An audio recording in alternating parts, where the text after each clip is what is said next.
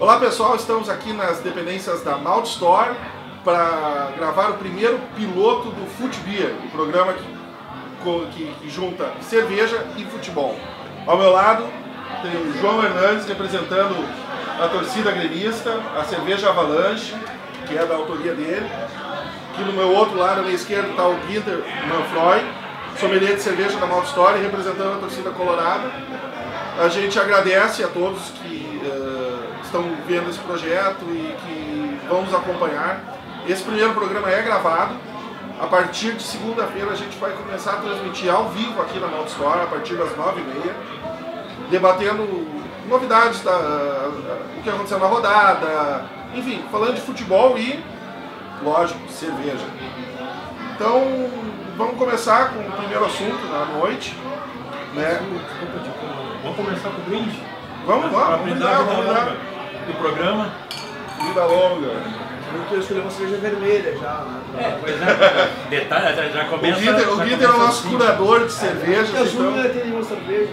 Tem uma japonesa, mas é o assunto todo programa. Eu acredito que deve ser bem inferior. Assim. A gente veio aqui para beber ou para conversar? Os dois, né? Esse que é o problema. Então vamos fazer o seguinte, vamos falando das projeções para a dupla Grenal no Brasileiro, que começa agora esse fim de semana.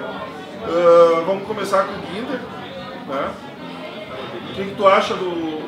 Como é que tu acha que o Colorado vai sair nesse Brasileiro? O que tu espera? Olha, eu acho que o foco principal agora é a Libertadores. O Inter totalmente focado no jogo contra o Galo. Tem esse jogo no final de semana aí contra o outro Atlético, né, o Atlético Paranaense. Que eu acredito que o Inter, com o grupo que tem, eu vejo que o Inter tem hoje 20 titulares pelo menos. Vai fazer um misto aí entre jogadores jovens e alguns experientes. Tem tudo para ter um bom resultado no Atlético Paranaense, que eu realmente não sei qual é a situação que está hoje. Sei que não chegou nem a final do campeonato regional, mas sempre é um time difícil de ser batido na arena. Então, mas eu acho que o Inter tem tudo para sair de lá com um bom resultado, uma vitória, um empate, que tranquilamente tem como conseguir com o grupo de jogadores que o Inter tem hoje. Pelo noticiário esportivo aí que a gente está vendo, o Inter não vai com o time dito titular, mas também, pelo que a gente está vendo no trabalho do Aguirre, não tem realmente um time titular, como tu falou, né? São 20 titulares. Então tu acha que o Inter não vai perder força por não ir com, digamos, sei lá, força máxima? Com certeza, eu acho que o foco total está no Libertadores, mas eu acredito que quem entrar tem dado resposta e vai continuar dessa forma. Assim, o Inter tem um grupo forte de jogadores, tanto no Brasileiro como na Libertadores. Eu acho que o Inter tem condições e grupo para isso. Vejo o Inter muito forte no 2015. Não sei o que vai acontecer no decorrer até o final do ano, mas eu vejo o Inter com uma proposta, o jeito uruguaio do Aguirre, o jeito europeu, na verdade, do Aguirre, tem dado certo. Eu acho que o Inter tem tudo para se dar bem nesse ano de 2015. Parece, é o que está parecendo até então. Então tu está satisfeito com o trabalho do Aguirre até então? Sou 100% fechado com o Aguirre, não só eu, como toda a torcida internacional está 100% fechada com o Aguirre. A gente apoia totalmente o trabalho que vem sendo feito, não só depois dessas vitórias consecutivas que aconteceram, mas desde o começo do trabalho a torcida internacional está 100% fechada com o técnico. Porque ele demorou um pouco a cair nas graças.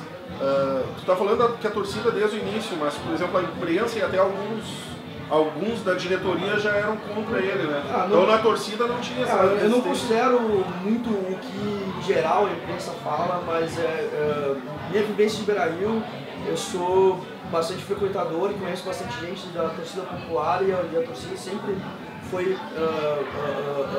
adepta do Aguirre, sempre apoiou o trabalho dele, independente de resultado. Eu acho que os resultados foram aparecendo com o tempo e vem fazendo um trabalho bom e tem tudo para dar certo aí, com uma continuidade de tempo. Aqui no Brasil, infelizmente, o técnico não tem tempo para trabalhar. Em um mês de trabalho já se cobrava que o Inter tivesse uma postura, que o Inter tivesse um jeito de se jogar, e que não sabe se não é assim, tipo, as coisas acontecem com o tempo, e eu acho que o Aguirre aos poucos está dando essa cara ao Internacional e que parece também uma cara de time campeão, de time vencedor. Legal. E o Grêmio, João? O que tu espera do tricolor gaúcho no brasileiro? O que eu vou falar talvez possa parecer meio frase desconexa, mas o Grêmio no momento é uma grande incógnita. O que acontece? Depois da perda do título estadual, Mais um. A gente começa a pensar assim, quando a gente começa a botar um mais um no meio da história, é porque algo está errado. Mas alguns fatores vão influenciando na confiança da torcida com o time.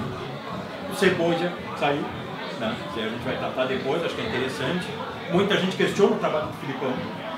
O Grêmio tem uma espinha dorsal interessante, mas tem um ataque que não faz gols. E isso é quase inverossímil quando a gente fala de futebol. Certo? A gente tem uma defesa sólida, a defesa não me preocupa, né? Mas me preocupa ali do meio para frente. O Felipe Bastos é bruxo, vai ficar? Eu espero que não. Né? Até que ponto a falta de gols vai começar a comprometer a confiança do torcedor com a torcida e o time nesse começo do campeonato. Porque tu tem um jogador que veio para fazer gols, fez um gol em, acho que em 7, 8 jogos, foi o caso do Brian Rodrigues, algum problema existe. Entretanto, sempre que esse jogador sai, que entra uma multi, já se dá uma configuração diferente para o jogo, se dá nem que seja uma correria maior, que é o que geralmente acontece, que não se traduz em tantos gols, mas que se traduz em objetividade a chegar no gol, que já é muito importante. Então a gente vê assim, eu vejo assim, vamos dizer, uma certa desconfiança. Não se sabe muito bem o que esperar desse Grêmio que vem por aí, não se sabe até que ponto, como eu falei, a perda do Gauchão influenciou, não sabe até que ponto o grupo está fechado e a gente não sabe como é que estão os bastidores. Olha, pelo que estão falando no noticiário dos treinos da semana, a derrota na final do Gauchão influenciou bastante. Sim. Porque o Filipão testou o Lincoln no lugar do Douglas, testou o Wallace no lugar do Felipe Bastos, que eu acho que isso aí vai ser o titular nesse treino. E também testou o Mamute no lugar do Brian Rodrigues. O Brian Rodrigues, eu não entendo muito a esperança que a torcida gremista tinha nesse jogador, porque a história dele, o histórico dele não dizia que ele ia ser o centroavante que a torcida esperava. Então, na verdade, o torcedor que se surpreendeu negativamente com ele não acompanhou a carreira do Brian Rodrigues. Correto. O que acontece às vezes no Grêmio, na torcida principalmente, que se um jogador aparece falando castelhano, espanhol, ele já ganha áreas de craque. É verdade. Né? Então, eu me lembro que apareceu o Miralles. Mas apareceu o Miralles. Se tu lembra? Sim. Miralles era um jogador mediano, mas que por algum motivo foi alçado na esperança suprema do Grêmio, porque era argentino e cabeludo. E fez 3 gols. Ausência de ídolos, mais ou menos da mesma maneira. A ausência de ídolos E também. o engraçado é que, historicamente, eu não me lembro de um argentino, por exemplo, que tenha dado realmente certo no Grêmio. Certo que tenha estourado assim. Ter entrado para a história do Grêmio. Eu não me lembro, assim, não me vem à cabeça assim tão rápido. O Uruguai a gente tem, claro, dele ou Paraguai, né? Mas argentino eu vou ter que procurar. Olha, o Rivarola era argentino. Paraguai. O Rivarola ele veio da Argentina. Veio da Argentina. Ele jogava na Argentina. Eu acho assim. Então, quer dizer, realmente, a gente trouxe o Sabella lá na década de 80, desculpa, me entreguei. Mas eu tô tentando ser isento aqui. 5 minutos de programa já se Tô tentando ser isento aqui, pessoal. Desculpa, não dá. Mas, enfim, o Grêmio trouxe, sabe, trouxe Sabella, né, em 84, 85. E o Sabella, na época, era considerado, depois do Maradona, o melhor jogador argentino. E não deu certo pro Grêmio. Se a gente começa a ver assim, jogador que vai dar certo pelo nome. No Grêmio nunca deu certo. Nunca deu certo. A gente trouxe o Luizão no auge, não deu certo. Trouxe o Luizão no auge. A gente tem trouxe um matador aí por causa do Alessandro. Eu acho que o Inter, em 8 anos de vivência do Alessandro em Porto Alegre, fez, depois do Fernando, talvez, o novo ídolo. E acho que o Grêmio sente falta disso. E o Grêmio, que é talvez pela torcida que sempre se espelhou na torcida argentina e tudo mais, eu acho que sentiu um pouco esse baque de um Internacional ter um ídolo argentino com sangue no olho e que se identificou bastante com o Inter. Que nos faz falta isso também, jogadores identificados, que vem pelo amor mesmo. Inter e Grêmio, infelizmente, mas essa vontade de ter um ídolo argentino que o João citou, ela já vem muito antes do Alessandro. Há muito tempo o Grêmio tenta e não consegue. O Astrada e o Astrada era um ídolo do River Plate. Maxi Lopes ainda fez grande coisa, fez um gol. Gol em Grenal. Foi o que valeu 2-1 das semanas, né? Sim, mas Mas também era um jogador muito mediano.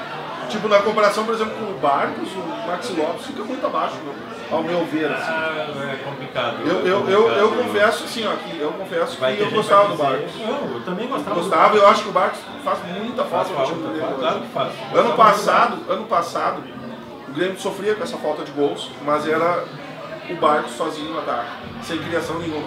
Esse ano, bem ou mal, a gente tem o Douglas, que pode ter lá seus defeitos, mas é bom jogador. Sabe servir, sabe pifar os caras no cara do gol. E se o Barcos estivesse hoje jogando com o Douglas, eu acredito que ia render muito mais. Eu acho que sim, mas aí tu colocou uma coisa interessante no treinamento que eu queria discorrer sobre um pouco, foi a entrada do garoto Lincoln. Ele tem 16 anos, né? Sim. No Grenal, quando o Felipão foi fazer a terceira substituição, eu aproximei todas as minhas fichas que queria colocar o Lincoln e sacar o Douglas. Pra quê? Pra liberar o Luan e o Mamute pra fazer correria, pra tentar alguma coisa. Que fosse o desespero, como sempre acontece em qualquer jogo e qualquer time, mas que se tentasse alguma coisa, que se chegar a uma jogada mais aguda e mais de profundidade. Ele preferiu tirar, eu não me lembro quem tirou agora, e deixou e colocou o Everton, que pra mim, tudo bem, é um garoto, está começando, mas ainda deve bastante, ainda está muito abaixo da média. A questão do Galhardo na direita, eu preferiria que continuasse o Matias, mas ele está marcado pela torcida. Então, a partir do momento que leva uma meia-lua do Nilmar vindo contra ti, só vai parar o Nilmar com uma escopeta. O problema todo de moto, como eu falei, só para com uma escopeta. O problema todo que ali a gente estava conversando antes da gravação, o Felipe Bastos deixou o Matias Rodrigues sem pai nem mãe ali. Ele ia tomar uma meia-lua, ele ia tomar um drible. Não tinha o que fazer. Não foi culpa dele, entendeu? O Nilmar, certo, ele vai passar por um jogador e era um não tinha como. Eles são muito rápidos.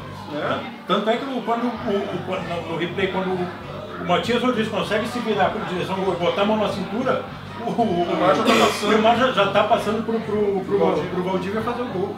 Então eu acho assim, o início do Brasileirão pode ser turbulento ou, eu vinha pensando nisso, pode ser uma surpresa. Vide aquele Brasileirão de 2008, que a gente arrancou muito bem com o Celso Roth e um time mediano.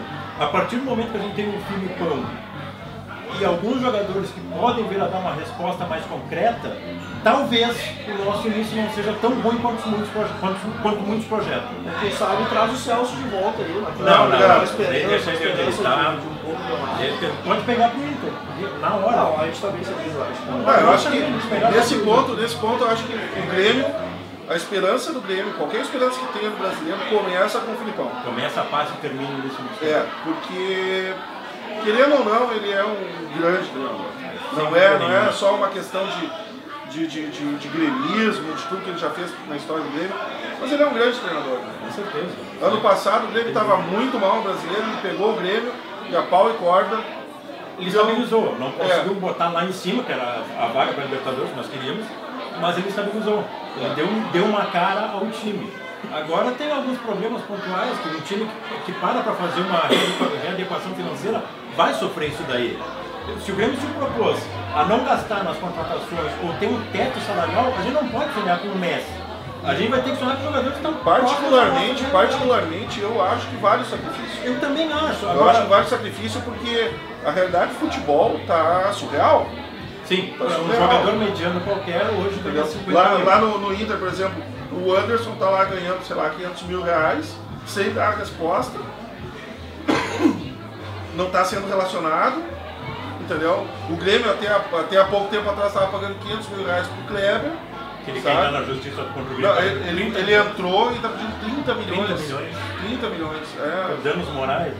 É complicado. Que moral o cara tem pra me cobrar dando moral? É complicado. É brabo.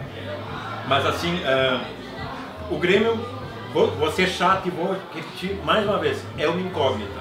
Eu vou no jogo, vai ser às 11 horas, gente. Pois é, né? Um jogo pré-churrasco. Atípico, né? Eu acho assim, eu acho a iniciativa interessante, acho que toda inovação é válida, dependendo do que se faça. Quer botar um jogo às 11 da manhã no Dia das Mães, é pedir que o estádio tá vazio. Tanto é que daí se reflete na procura. Ou não. Mas leva Ou não, eu acho que Por pode ingresso. funcionar, sabe? Pode, eu acho que pode funcionar, sei lá, em qualquer dia que não seja o Dia Eu, das eu, Mães. eu sei lá, o jogo às 11 da manhã sempre me lembra Campeonato italiano. campeonato italiano com narração do Silvio Luiz. Claro que é diferente, Clássico, exatamente. a gente vê na TV, porque enfim, a gente termina o jogo, a gente senta na mesa, né? Não tá na arena, tem que pegar ônibus e tal. Mas eu acho que, olha, pode funcionar. Como eu falei, toda inovação para mim é válida. Mas eu acho que podiam ter esperado pelo menos passar essa primeira rodada, que é Dia das Mães, que bem ou mal, quando muitos deles faziam muita coisa para estar Ele com tá a sem mãe. sorte mesmo na escolha do jogo às 10 da manhã. Pois é, né? Se o Grêmio comprar um circo não cresce. É complicado. Tá complicado. Só para dizer, minha mãe, 75 anos, vai estar lá. Então já pegando a deixa do azar do Grêmio, do Cebola ali. Cara, isso sim foi azar. Muito azar. Tu acha que teve uma sacanagem dele, alguma coisa assim? Ou foi azar dele? Eu tô tentando acreditar que não foi o cara, pô, deu tudo errado, eu vou rescindir. Mas sei lá por que, meu, já machucado o coração, o gremista acha que alguém fez uma proposta e o cara tá dando migué. Posso estar completamente errado, mas eu acho que não é tão bom caratismo assim quanto ele tá querendo A parte fazer boa pra torcida gremista é que a gente não sentiu falta dele, né? Sim, ele não jogou. Então, mas que falta eu senti. Não foi aquela coisa assim que o cara vem, arrebenta e tipo, pô, agora o cara vai sair, né? Ganhou dinheiro, comeu bons restaurantes. Foi em rodeio, participou do rodeio do O Osório. Grêmio promocionando aí a alegria do uruguaio e vai embora aí, tipo. Sabe que Tem até aquele lance lá da apresentação com o Anéis. Não, mas cara, não é o pior, sabe por quê? Não é o pior. O Sabe novo por quê? Eu vou dizer livro só gremista. 3 letras pra ele se lembrar. Gil. Quem é esse cara? Gil.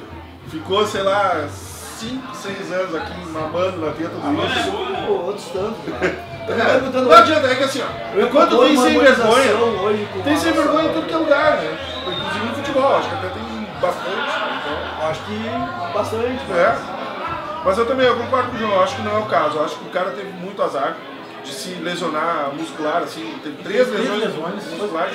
As 13 lugares diferentes. Vocês não acham que a culpa é da direção do Grêmio de ter feito um contrato tão...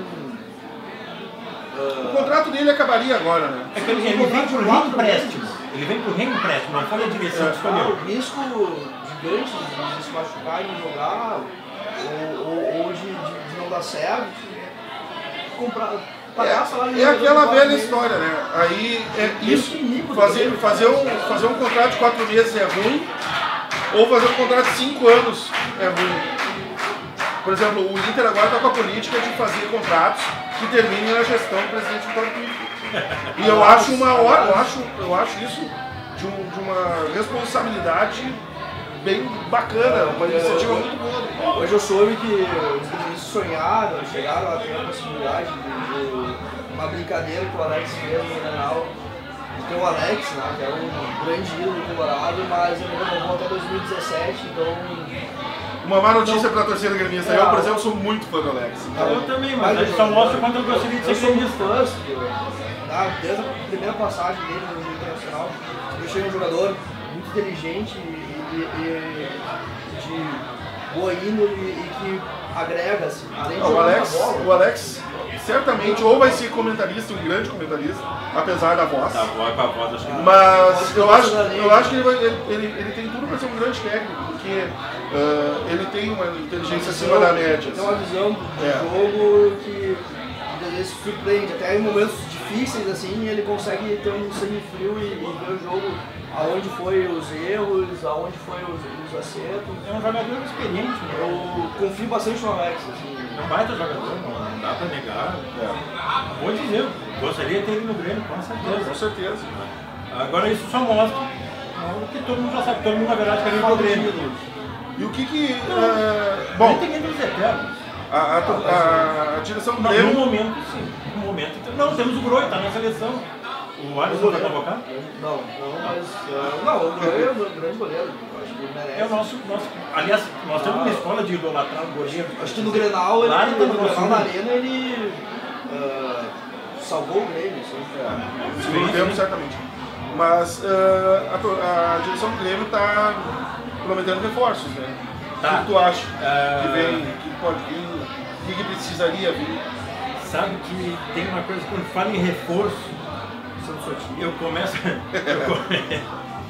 a pensar... os problemas de gols. Eu começo a pensar mais ou menos o seguinte, o que eles vão inventar agora? Alguém, hoje em dia, depois da história do Cabrito, qualquer um inventa... Grande Cabrito no Twitter, aí pessoal do Twitter aí, ó, a gente se lembra de vocês. Falaram do Higuaín, mas o Higuaín assinou o quarto, se não me engano. Alguém não, só um pouquinho, eu não entendi. Surgiu. Sério que o Grêmio ia trazer o Higuaín? Surgiu uma conversa no Twitter, a Gaúcha botou... Tem uma notícia no jornal acho que de Sapiranga, que o Sheik estaria vindo pro Grêmio, né? Mas foi só no jornal do Sapiranga. Foi só saiu no jornal do Sapiranga. Mas por outro lado, qual é a diferença do jornal do Sapiranga pro Clique RBS, que dá como manchete que o Luiz Felipe está... Eu sei qual é a diferença. Está insatisfeito na base do Grêmio e não vai mais jogar no Grêmio. Quem é o Luiz Felipe na fila do pão, minha gente? É menos confiável, essa é a diferença. O jornal do Sapiranga? Quem é o Luiz Felipe na fila do pão? Quem é que plantou essa notícia? Sabe que acompanha a base do Grêmio? Sabe quem é esse Luiz Felipe? Ninguém sabe. É o que eu digo, antes da final já estava, não, o Filipão vai pra China. Era certo. Então tem. E o torcedor se deixa contagiar muito por isso. Eu cansei eu sou um cara comum. Mas antes da final, Alex foi pro Grêmio. Não, disse que queria jogar lá, não foi. Sim, mas a gente respeitou vocês. Surgiu toda aquela história, tipo, que eu vejo como uma brincadeira do Alex. Claro, óbvio que foi uma brincadeira. Ele tava sendo xingado e ele falou assim, eu vou pra ele. Daí eu vou ser xingado também. Mas, tipo, e surgiu a hipótese, não, que tipo, o Alex não tava a uma pressão pro Inter. O famoso manchete caça-clique, né? Infelizmente. Mas eu acho assim, o que vem de reforço? Estão dizendo que estão negociando com um chileno, esse Colo-Colo, que está nos Emirados Árabes, alguma coisa assim. Aí o que acontece aquela vez? Sabe, para e vê, bom, vamos contratar alguém. Já começa com a bunda. Quem? Aí tu começa a ver esse cara que certo que joga mais ou menos, que fez gol não sei quando. Quando falaram do Brian Rodrigues, eu me lembrei que o Inter já quis contratar ele há muito tempo atrás. Porque ele fez gol no Grêmio. Porque ele fez gol no Grêmio. Bobagem. É a mesma coisa que eu queria fazer o Calil Duca e o Calil Tica, lá os caras do Lazer. Fizeram gol no Inter. Isso não faz sentido. Não faz, fizeram gol no Inter. Tipo o Brian Rodrigues no Inter. Fez gol no Grêmio, então vão contratar. Se é por isso, vão contratar o Mazembe inteiro pra jogar aqui. Por isso o Sonho sempre tem o D'Alessandro, tantos gols. Mas o Grêmio tentou muito tempo ter o D'Alessandro. Muito. Antes do Inter. Mas enfim, isso aí... Paciência. Acho que o D'Alessandro foi uma boa escolha. Inter e o Inter na quarta-feira, o que tu achou? Contra o Atlético. Baita jogo. Acho que o Inter jogou pra vencer. Jogou pra cima, teve a obediência tática, teve a mão do Aguirre em todos os momentos, a escalação correta do início ao fim. Eu acho que o fato do Valdívia e do D'Alessandro terem entrado no segundo tempo foi totalmente positivo. Eu acho que o Inter jogou um jogo de excelência. Assim. O resultado foi 2-2, mas foi um grande resultado para o Inter. Para a sequência do Libertadores, aí eu acho que o Beira-Rio vai estar pulsante, bombando, amarrotado de gente e vai empurrar o Inter ali para ganhar esse jogo, ou empatar até, que é o resultado, mas gostei muito do Inter, achei... Então tu não concorda com a crônica esportiva que alguns ainda batem naquela tecla que o time tem que jogar sempre junto para ganhar entrosamento? Quem fala isso tão passado, enxerga o que o Aguirre está fazendo de bom, não só para o Inter, mas tipo, de repente mostrando para o futebol brasileiro o que é o futuro do futebol. A gente tem um campeonato brasileiro que é super longo e que é impossível jogar com 11 jogadores todos os jogos. Precisa, não só o Aguirre, mas a direção do Inter montou um grupo de jogadores fortes, mesclando entre jogadores de base, jogadores já com cascudos, tipo Alessandro, do Mar, Juan, enfim, e fazendo com que tenha um grupo forte. Eu estou bastante confiante assim, se o Inter jogar, eu acho que até o 2-2 foi interessante porque, para não se achar que tá tudo certo, tá tudo ganho. Acho que ainda tem que entrar com sangue nos olhos e fazer de tudo, né, junto com a torcida, porque eu tenho certeza que vai estar empurrando o Inter para a vitória. Como diz o Fernando Carvalho, o Beira-Rio vai rugir com certeza nesse jogo. Mas essa do Aguirre, de aproveitar o grupo inteiro, na verdade é um pouco diferente, mas o Marcelo Oliveira já tinha feito isso com o Cruzeiro ano passado. O Cruzeiro era um time que, sei lá, não tinha 20 jogadores titulares, mas tinha 15, 16, entendeu? E mostra que a força do grupo é importante, né? É muito importante. O time tem que ter grupo pra... Principalmente para duas composições paralelas, né? E para um campeonato longo como o Campeonato Brasileiro, onde não tem a possibilidade de jogo quarta e domingo contar com somente 11 jogadores, né? Acho que forma um time, mas tem que formar um grupo que saiba cumprir as funções táticas. O mais importante é ter um desenho tático do time, que é o que o Guardiola fazia no Barcelona, né? Podia entrar qualquer um de nós três lá, a gente sabia o que tinha que fazer. Isso aí é uma coisa lá do Guardiola e que poucos técnicos fazem, né? Tem muita gente que acha que o técnico tem que armar o time de acordo com o adversário. Eu sou completamente contrário. Isso aí parece que tu tá te rebaixando. Tu muda a tua característica de jogo conforme o adversário, eu não acho legal. O Barcelona ele tem, seu esquema de jogo desde as categorias de base. Exatamente, eu acho isso sensacional. Coisas que eu acho que muitos times brasileiros poderiam começar a fazer, principalmente o Grêmio. Porque a gente já tem há muito tempo, já quase um 4-4-2 configurado, com exceções quando o Renato Henrique fez algumas modificações por ser um técnico mais agressivo. Mas o Grêmio, para mim, na sua essência, é um time que joga e se identifica muito melhor no 4-4-2. O problema todo do 4-4-2 do Grêmio é que a gente ainda... Falta os dois lá na frente. Não, o Grêmio, o gremista ainda é muito saudoso do Jardel. É a escola do Cacalo que tem que ter um centroavante mandioca dentro da área. Isso é um problema. Se o Grêmio treinar isso desde a categoria de base, se baseando que vai ter outro Jardel na história, que eu acho muito difícil. Isso é um problema. Tipo, apostando num centroavante com as características do Brian Rodrigues, porque ele é grande e cabeceia bem. Mas aí é que eu digo, quantas bolas foram cruzadas? Bom, mas então tem um problema sério aí, porque tu não tem laterais que não cruzam. Então não adianta tu ter um centroavante de referência. Exatamente. Eu vou defender sempre o centroavante de movimentação e de referência. Sempre. Não importa o jogo que for, assim como algum tempo atrás, quando o Luxemburgo treinava dois centroavantes, um de movimentação e um de referência. O cara fincado na área e o cara que se movimenta. Eu lembro quando uma vez o Luxemburgo tentou colocar o André Lima e o Marcelo Moreno na escalação. Olha, eram duas antenas, porque era complicado. Assim como ele tentou uma vez jogar com o Kleber e Miralles. Na minha opinião, tu vai voar em mim agora. Nosso melhor ataque que o Grêmio teve nos últimos anos foi Jonas e André Lima. Eu acho que eles se completavam muito bem. Eu não acho o André Lima um horror, como muita gente pensa, entendeu? Ele fazia o Jonas jogar, o Jonas fazia ele jogar. Eu acho que o Jonas tinha que estar sempre hoje, atualmente, até pela própria acessibilidade a ele, entendeu? Por mais que ele esteja bem no Benfica, acho que o Grêmio tinha que estar sempre com a prioridade de trazer o Jonas de volta. Porque é o jogador que saiu aqui do mais alto nível, melhorou lá fora, entendeu? Confirmou. Eu acho que seria uma grande contratação para qualquer time brasileiro. Eu vou dizer o seguinte, que é o pior de tudo, eu concordo contigo. Claro. O Jonas foi um baita do jogador. Ele estava no alto, quando ele começou a fazer gol ali, deslanchou naquele ano fazer gol, ele estava começando a decolar na carreira dele. O André Lima, ele estava ali. Se algo desse errado, a gente tinha o André Lima para estar ali. Então os dois fechavam muito.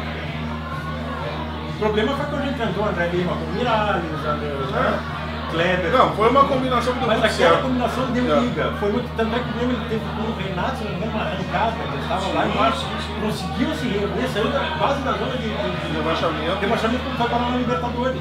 Bom, a gente está falando só de futebol, mas o nome desse programa é Fute Beer. Então vamos falar um pouquinho de cerveja, né? Guiter, para quem não sabe, o Guiter é finalista do Campeonato Mundial de Sommelier que vai se realizar agora nos próximos meses aqui no Brasil. E toda a nossa torcida pro nosso amigo do Inter, né? Que não é porque é nosso amigo, mas o cara saca muito de cerveja. Esse eu sou então, por isso que a gente convidou ele também, porque além de entender muito de futebol, ele entende mais ainda de cerveja e ele vai nos ensinar aqui um pouquinho. O que a gente está tomando aqui? Então, cara, a gente está tomando aqui a Speakeasy Prohibition. É uma cerveja californiana, da cidade de São Francisco. Ela é uma American Amber Ale, também conhecida como Red Ale. Uma cerveja com 6,1 de álcool. Que vai trazer aqui algumas características tanto do malte como de lúpulo americano na essência. Só falar um pouquinho da cervejaria, o nome Speakeasy, não sei se vocês têm conhecimento do que significa, é uma referência aos bares proibidos na época da lei seca americana. Eu acho um nome bem bacana assim, para a cerveja. E essa aqui, a Prohibition, foi a primeira cerveja da cervejaria sem garrafada.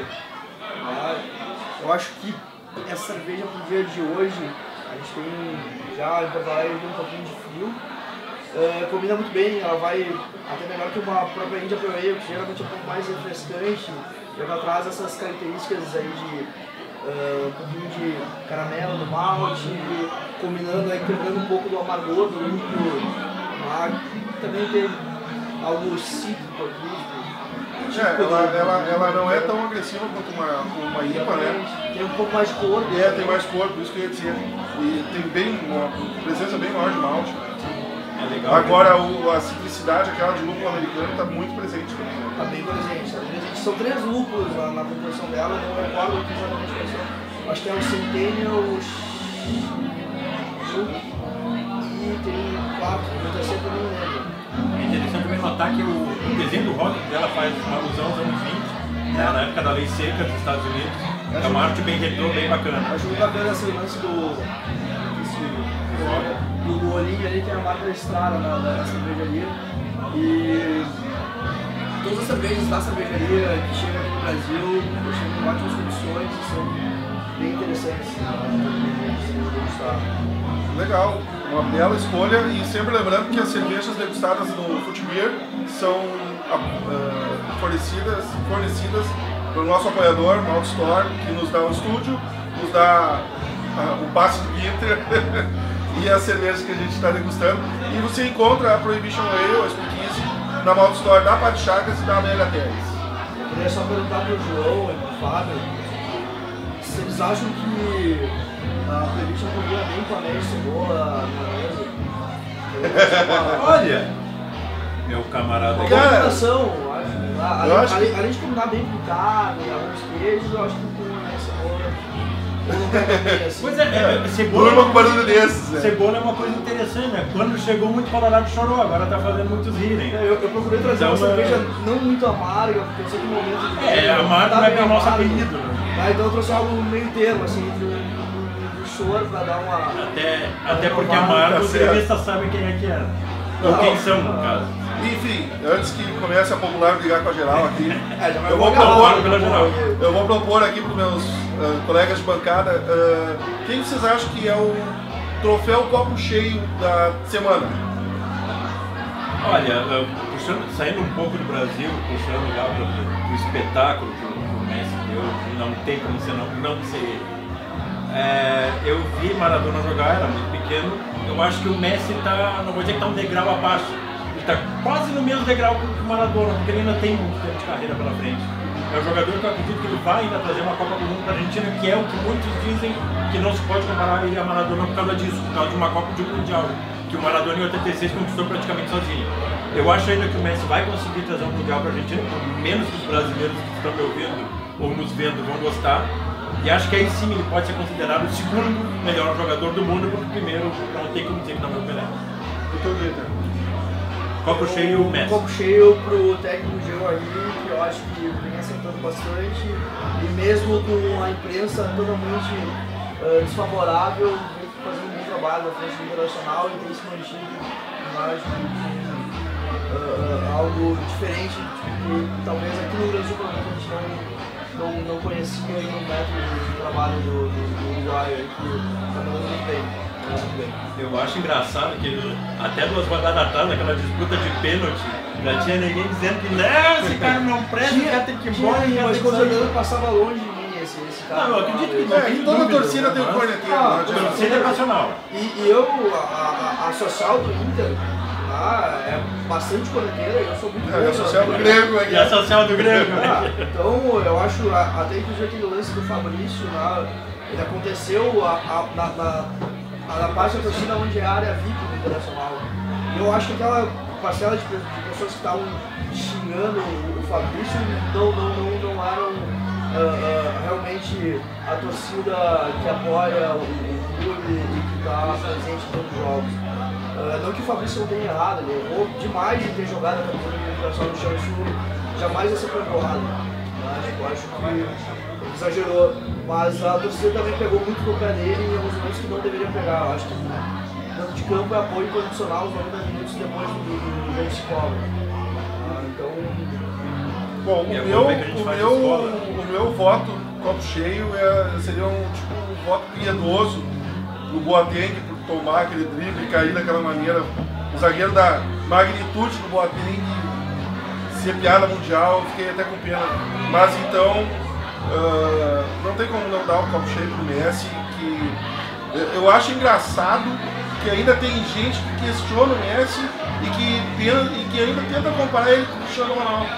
O Cristiano Ronaldo é um grande jogador, mas não dá para comparar. O Messi é fora da curva. Eu sou mais exagerado que o João. Porque eu vi o Maradona jogar, eu já achava o Zico melhor que o Maradona, eu acho o Messi melhor que os dois. Então, troféu copo cheio, meu voto vai pro Messi, parabéns. E o troféu copo vazio, Peter? Pois é, porque foi surpresa, porque eu não estava esperando o copo vazio aqui. Se vocês me permitem, o copo vazio vai para... que é algo tradicional que acontece em Minas, mas eu acho lamentável o exagero. Eu acho que a depredação do Beira-Rio no jogo por parte da torcida do Grêmio merece um copo vazio. Assim. É algo que não precisa quebrar o estádio, né? Eu acho que pode se manifestar de outra forma, sem quebrar todo o estádio, da forma que foi. Né? Machucar pessoas que não tem nada a ver com torcida, que estavam embaixo, ali, enfim, eu acho que esse é um fato que eu discordo. Eu acho que acontece dos dois lados, só para deixar claro. Mas tem notícias que a torcida do Inter também, mas eu acho... É lamentável por qualquer um das duas partes, é lamentável. Meu troféu copo vazio, dá para pegar um chapéu, botar umas coisas dentro e sortear um? Não, é um voto só. Então, eu não sei, eu ainda acho que tem alguma coisa mal explicada na história do cara, mas meu troféu copo vazio vai pro Cebolla. Vai pro Cebolla Rodrigues. Eu podia até dar pro Inter, pra torcida, que é apedrejou o gremista, o cara saiu sangrando, mas eu vou ficar com o que me diz respeito, eu dou o troféu copo vazio pro Cebolla. Pra essa expectativa grande que se criou, de a gente achar que vinha uma Imperial India Pale Ale americana e nos deram uma água de torneira. O meu troféu copo vazio, eu assino embaixo tanto que o Guinter quanto o João falou. A questão da torcida é lamentável, seja Inter, seja Grêmio.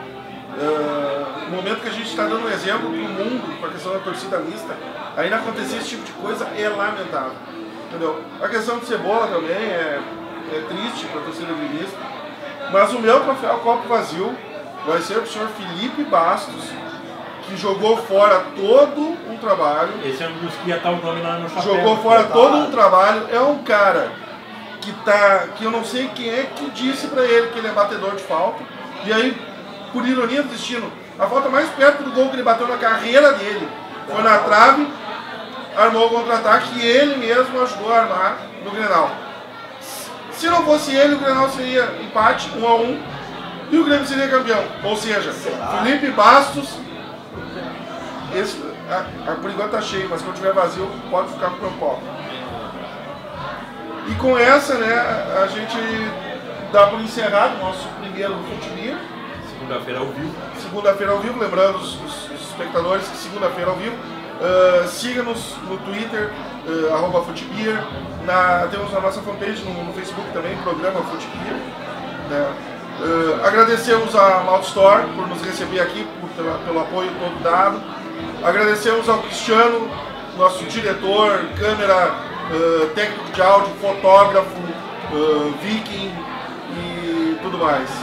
Então, pessoal, boas cervejas, boa semana, um bom fim de semana, que os seus times vão muito bem nessa rodada, e um abraço a todos.